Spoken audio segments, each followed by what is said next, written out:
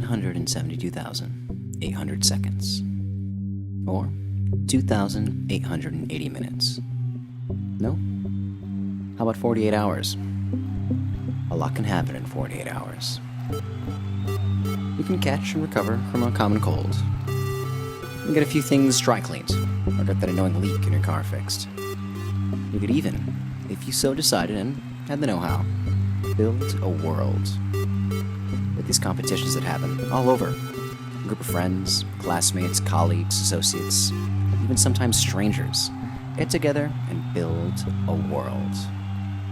They have 48 hours, just 2 days, to come up with a concept based on a theme and build a game from the ground up. That's design, art, mechanics, audio, playtesting, making sure it works just right. In just 2 days. What can you do in 2 days?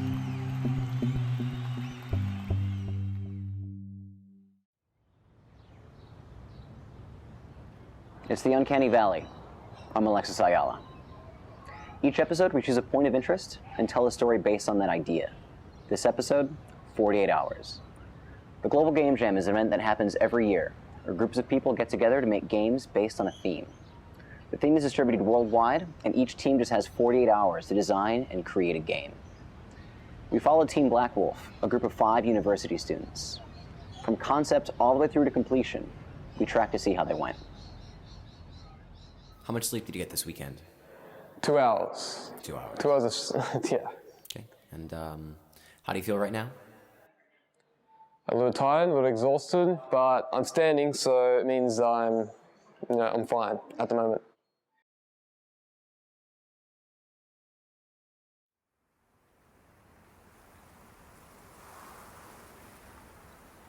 And the other thing is, when you get cut in half and you grow the new head, it grows slowly. The piece just sits there. Oh no, the piece moves kind of randomly. It's sort of like a lizard tail, like it just flails about. And the head grows rather rapidly, and then when it's fully grown, then you can control it again.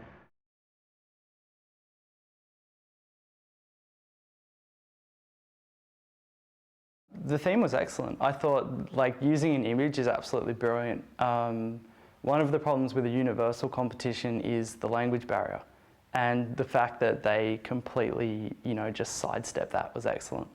I also appreciated it because I knew the reference, or at least one of the references to the snake eating its tail, and so that was nice.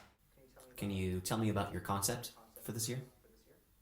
Okay, for the comp, well, we've taken our 2 requirements for games when we make comps is that A, they're simplistic in the controls and the gameplay, and also the content, because we don't have much time. And the other one is competitive multiplayer. So the idea that a handful of people can jump on the game and all have fun, and not just have fun playing together, but kind of compete, strategize to beat the other player, or work together, whichever one they want to do. And so they're the kind of standards we go for.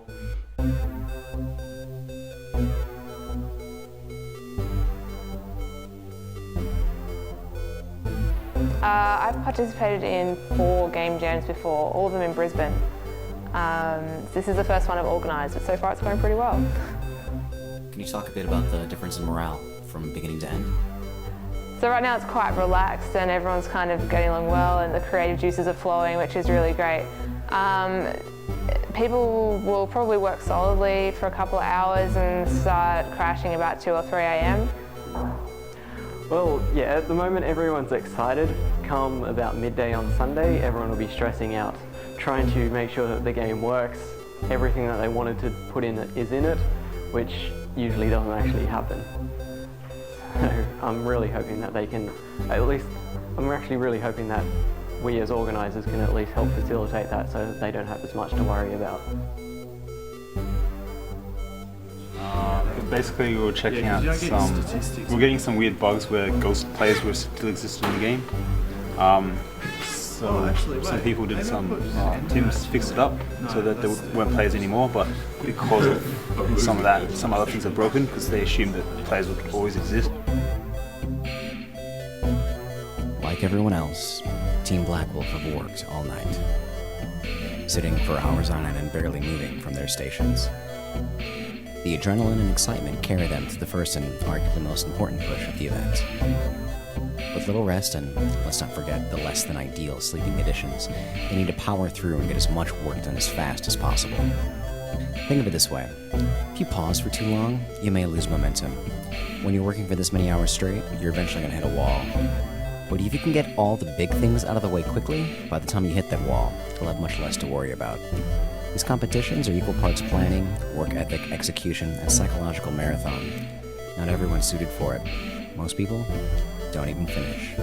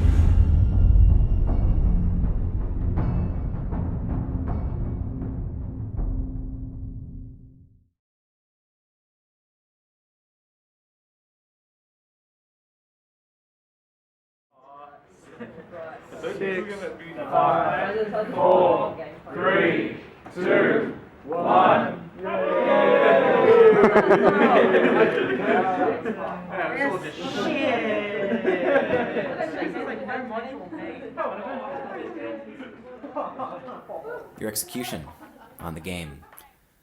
How do you feel your team went as a whole? Oh, well, we've had experience as a team before from last year, and we sort of know each other from uni because we all go to this, or went to this uni now.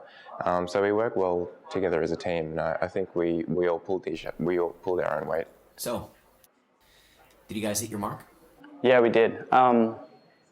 Basically, everything we planned initially in the initial planning phases on the whiteboard, we implemented in the game, and almost first go and exactly how we wanted it, and really nice.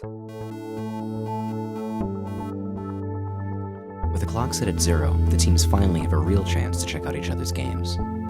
Having the stress of building on deadline behind them, the mood has changed as if a fog has been lifted. Judges are sent out to play every entry. Surprisingly, almost everyone has a finished game, a rarity amongst these events.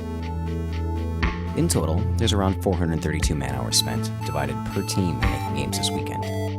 Once the judges have made their decisions, everyone will meet, as each team does a presentation to show off their game to everyone attending. In 2011, this event generated teams in 44 countries, who then created over 1,500 games over the course of a single weekend. When you're forced into an insane deadline like this, you're bound to come up with some outside-the-box solutions. That's exactly what the Global Game Jam is hoping to foster.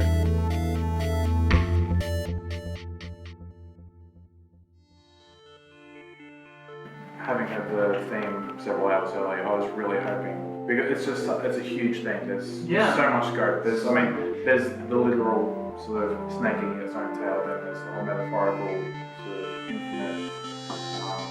How does someone judge a competition like this? How would you? You have teams of people all pouring their hearts into a project that they make over a small fraction of time. What do you compare them to? Your typical AAA blockbuster title you see all the commercials for and everyone talks about? That game spends years in development and is backed by hundreds of millions of dollars and made by teams of people the size of a small army. Those games, their development cycles are marathons.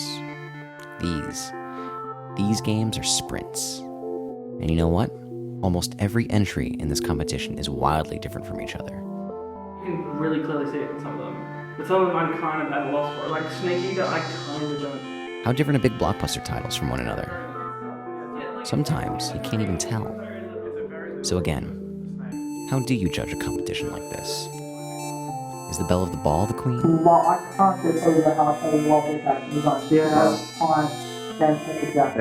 I also Is it how they interpreted the theme? Maybe it's the game mechanics. Or maybe it's that little thing that tugs at you. That little thing that you feel when you know something's special. I mean, how do you compare an apple to an orange? They're both fruit, right? I don't understand why I like it. I just like it. Well, one will speak to you more than the other. One will have that special thing. Once it grabs you, once it's got a hold, it's hard to let go. I'm just wondering how it's going. We have best sound, and we're not sure about the runner if we're going to do an honorable mention. Okay. Do we have to? You don't have to if you don't think there's one. We just wanted to say that we cannot believe that, one, this many people are here, and two, that you all made games, and that in its own is an amazing effort. Actually, it all went pretty much to plan. I mean, there are always little surprises here and there, but you kind of expect things that you don't expect after you have experience, I guess. So, best graphics. Like a team of 1 or a team of 2 has a lot more work to do than a team of 6, you know. For best sound, we gave it to... Yeah, and the quality of the game is just amazing. It's really amazing, actually, yeah. What we looked at was what had the best level of visual polish. Everyone did equal part. We all pulled our own weight. Our game was dirt simple, but that was a strategy that we used. Really, there was one absolute standout. So really, it was very hard, but we decided to give it to... So, who wins? This is a competition after all. But only in the most base sense. No one here's entering for glory. They're not in it for the girl. There's no car or fancy holiday or dinner set. They want some tools to use for future projects. But that's not why anyone's here. Not a single team is really focused on winning. Just like a city marathon, you're generally competing with yourself. So you can say you did it. You finished. You're able to set a goal and achieve it. You're competing with yourself. Tim Taylor from Team Blackwolf said it best. He said, "We make games to make games, not to win competitions." These guys fly to Brisbane, a completely different state, just to compete in another competition. And the prize for winning? A mug of jelly beans.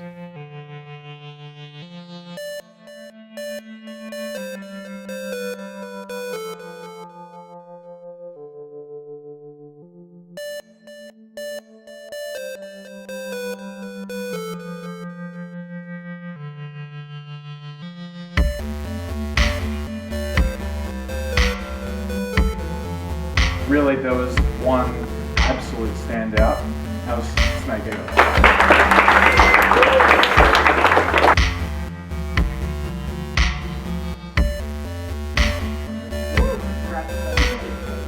I like how